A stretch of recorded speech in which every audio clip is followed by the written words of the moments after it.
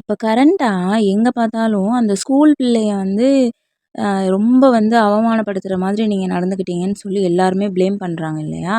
அந்த வீடியோ பத்தி இன்னைக்கு பார்ப்போம். இவங்க ஸ்கூலுக்கு போனதோ, ஆராய்ச்சி பண்ணதோ, அங்க போய் கொஸ்டின் கேட்டதோ எதுவுமே வந்து தப்பு இல்ல.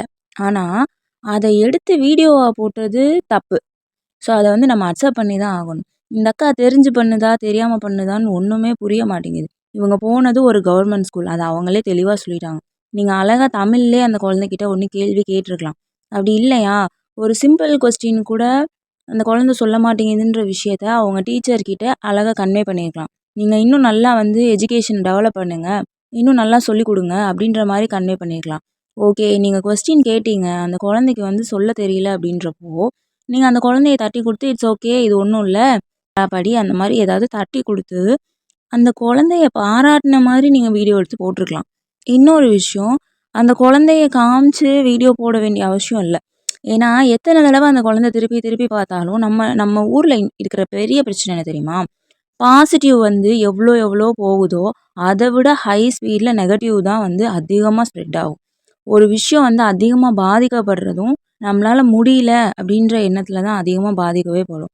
ஸோ, அந்த குழந்தையோட மனசு உண்மையிலேயே இந்த வீடியோவ திரும்ப பார்க்கும்போது, அ அஃபெக்ட் ஆக தான் செய்யும். கண்டிப்பா அஃபெக்ட் ஆக தான் செய்யும். அத எல்லாருமே வந்து அக்செப்ட் பண்ணிக்க தான் செய்யணும்.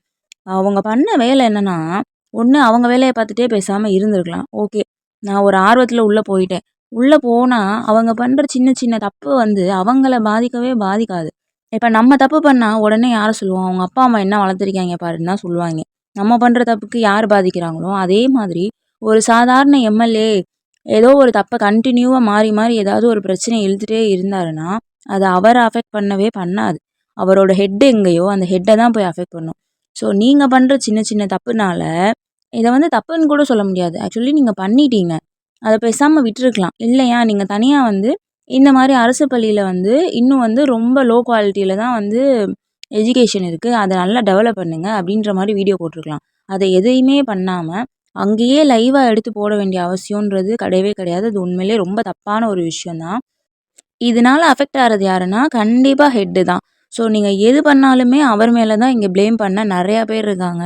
குட்டி, குட்டி விஷயத்துனால கூட ஒண்ணு கேர்ஃபுல்லா பண்ணுங்க. நீங்க பாப்புலர் ஆனோம்னா ஏகப்பட்ட வழியில ஆகலாம். ஸோ, உங்கள விட கீழ இருக்க ஒரு குழந்தைகிட்ட போய் தான் உங்க எஜுகேஷன் லெவல காட்டணும்னு அவசியம் இல்ல. சூப்பரா சரளமா இங்கிலீஷ் பேசுற ஒரு ஆள் கிட்ட போய் நீங்க நின்னீங்கன்னா, நீங்களும் திணற தான் செய்வீங்க. அப்ப அவர் வந்து ஒரு எம்.எல்.ஏ. உனக்கே சரியா பேச தெரியலன்னு சொன்னா உங்களுக்கு எப்படி இருக்கும் அந்த இடத்துல? அதே மாரி தான் அந்த குழந்தைக்கு இருக்கும்.